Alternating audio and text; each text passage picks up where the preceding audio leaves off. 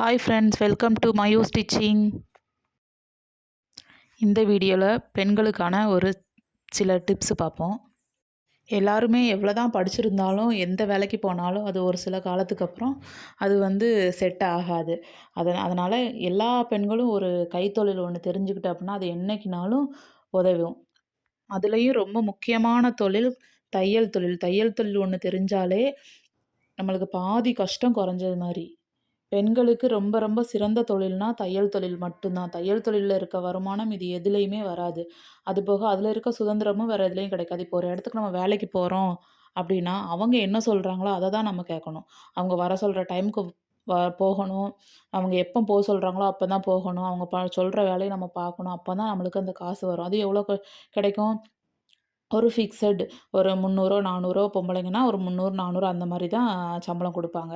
இதுவே ஒரு தையல் தொழில் தெரிஞ்சு நம்ம வீட்ல தையல் தொழில் பண்ணுதோம் அப்படின்னா, நம்மளோட இஷ்டம். எப்பனாலும் மிஷின்ல உட்காந்துக்கலாம். நம்ம வேலையெல்லாம் முடிச்சுட்டு ஃப்ரீயா இருக்கிற நேரம் மிஷின்ல ஒரு 2 ப்ளவுஸ் தச்சாலும் போதும். ஒரு நாளைக்கு ரூ. 400 பார்த்துக்கலாம்.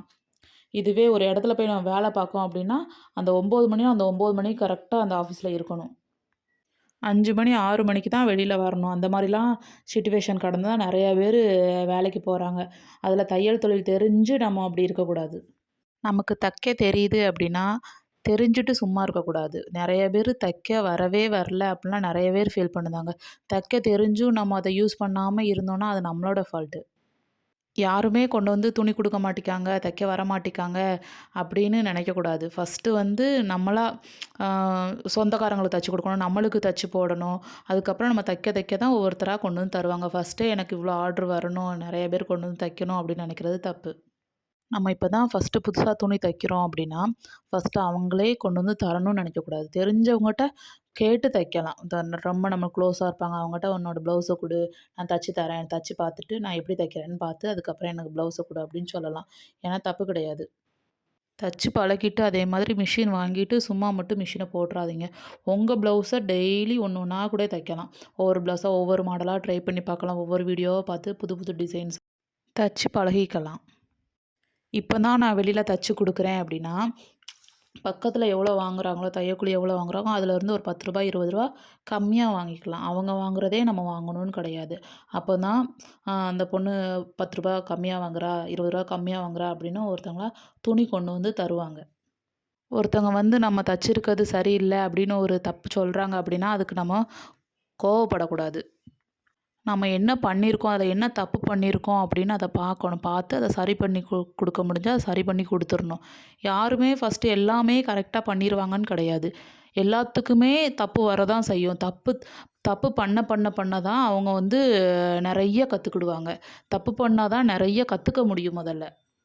ஐயோ! இவங்க இப்படி சொல்லிட்டாங்க. நம்மளுக்கு தைக்க வரமாட்டிக்கி. வெளிய தான் தச்சு குடுக்க வேண்டாம். பெசாட்டிக்கு விட்டுருவோம். நம்மளுக்கு கரெக்டாவே வரமாட்டிக்கு அப்படின்னு நினைக்கவே கூடாது. ஃபஸ்ட்டு ஸ்டார்ட்டிங்கில நெறைய தப்பு வரதான் செய்யும். எல்லா டெய்லருமே நெறையா தப்பு பண்ணிட்டு தான் அதுக்கப்புறம் கடந்து வந்திருப்பாங்க.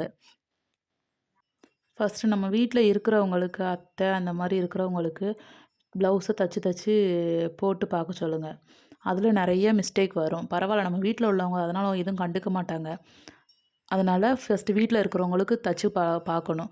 தச்சு பழகிட்டு அதுக்கப்புறம் வெளியில துணி வாங்கி தைரியமா தைக்கலாம். அதே மாதிரி எனக்கு ஃபஸ்ட்டே ப்ளவுஸ் தான் வரணும், அந்த சுடிதார் தான் வரணும் அந்த மாரிலாம் நினைக்கக்கூடாது.